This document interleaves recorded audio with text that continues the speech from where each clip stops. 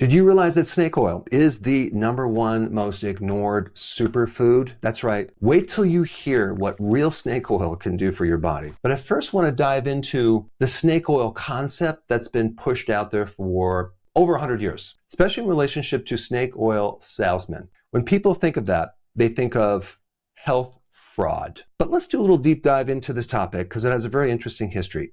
Back in the 1800s, there was a lot of people out there selling all sorts of things in them that weren't natural, selling them for arthritis and pain and digestive issues and all sorts of things. And they got a bad rap because some of them, not all of them, had some ingredients that weren't legit. Like, for example, this gentleman here, Stanley. He was selling snake oil for arthritis, but then when the government tested his snake oil, they found there was no snake oil in there. And so he got in trouble. And his fine was, I think back then it was $20. Nowadays, it'd probably be about $600. So he got a slap on the wrist. He's like the poster child of the snake oil salesperson. And they got branded anything natural at the time. Because right about that time, there was a bit of competition between this new drug industry and natural remedies, herbs, etc. There was a shift towards more new pharmaceutical drugs. But in reality, back then, snake oil was shipped from China.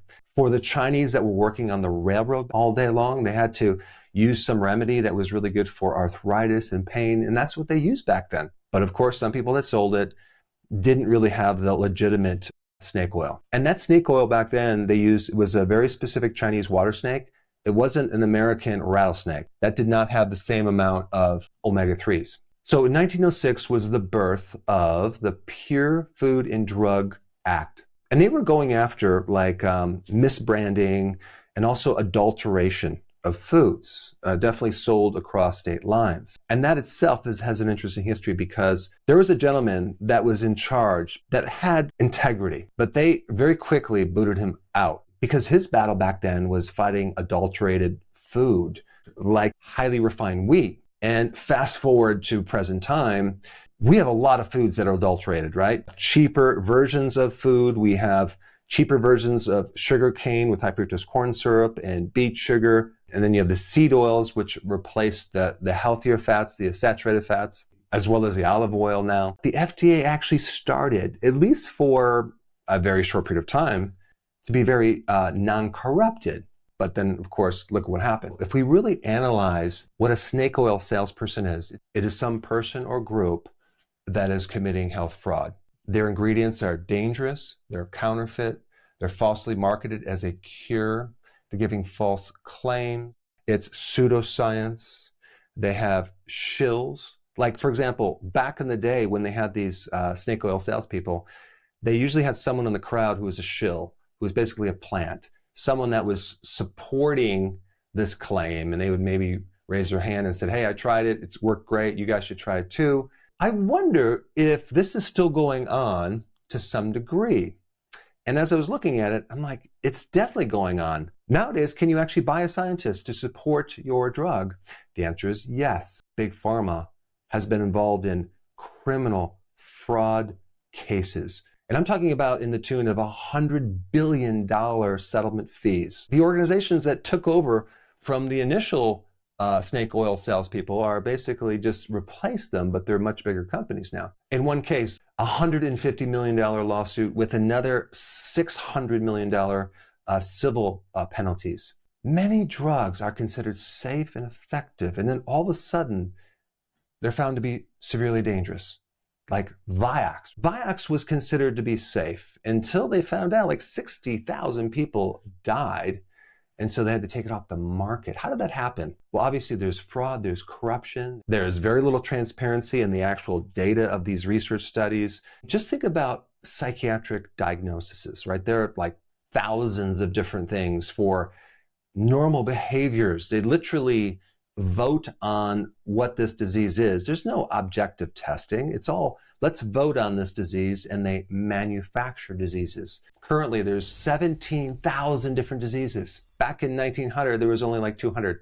So in other words, there's been a lot of manufacturing diseases purely to just, it's a cash cow. And then what about the SSRIs, right? Those drugs for depression and anxiety. Billions of dollars Recently, they found out that this whole chemical imbalance theory was never proven. It's not true. All of these SSRIs, based on this false claim that it can help balance your chemistry, was never true. To me, that is snake oil on steroids, especially since it barely works better than the placebo, but it causes massive, massive harm to that patient who takes it. We have this situation where we have exaggerated benefits and minimized side effects. We have situations where big pharma is not even liable if they get sued with vaccines, for example. Then you also have the situation where you can buy insulin in another country for a fraction of the money that you can buy it in the US. So there's just a lot of financial manipulation as well in the area of drugs. From my viewpoint, big pharma is snake oil 2.0. We have now legalized snake oil salespeople who are FDA approved that can patent a remedy and then have the FDA police that patent. That's what they do. Incredible. Nowhere out there can someone have a patent and have another organization like the FDA protect the drug companies from anyone infringing on their patents. I mean, it's just mind-blowing. You have many of the expert panels within the health administration, the government, have massive conflicts of interest. To me, that's not science. That's not legitimate. That falls in this category right here, simply because there's money involved. And then what about the mental health screenings in schools? I mean, it's like a recruitment funnel for the psychiatrist. I mean, that is going on right now. Hopefully we'll be able to stop it. So please explain to me in the comments how different this modern day snake oil is different from in the past.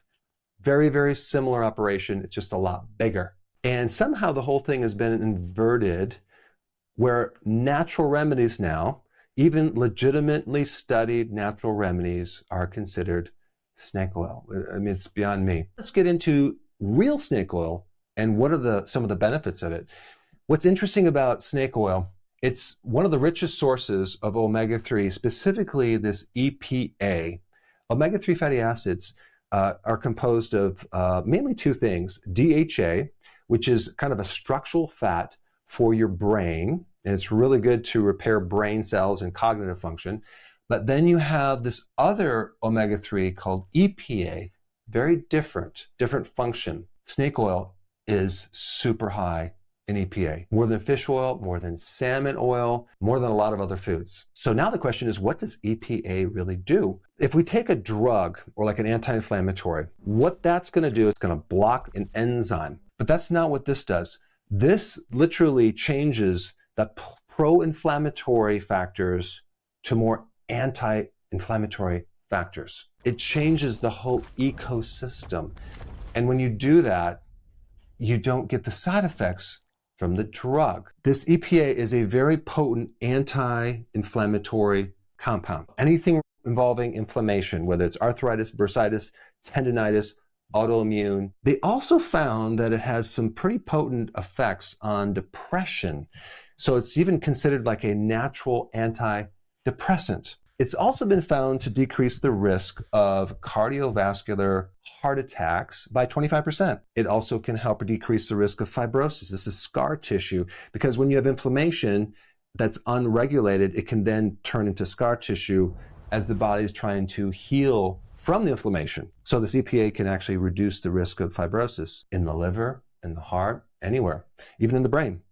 Also, it's been found that EPA increases insulin sensitivity. So it's going to make your blood sugars work better. Great for diabetics. There's been some really cool effects on decreasing the risk of autoimmunity. And even if someone has an autoimmune disease, improving it. Why? Because the biggest part of an autoimmune problem is inflammation. And if you're going to do anything for that condition, reducing inflammation would be the number one thing you want to do.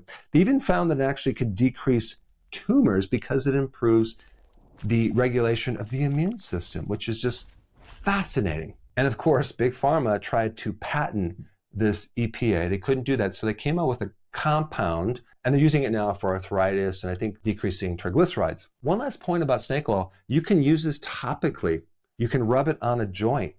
It can actually help reduce inflammation without even taking it orally, which is pretty wild. So I hope that shifted your viewpoint on real snake oil. If you have not seen my video on the anti-inflammatory foods that you should be eating, You should check it out. I put it up right here.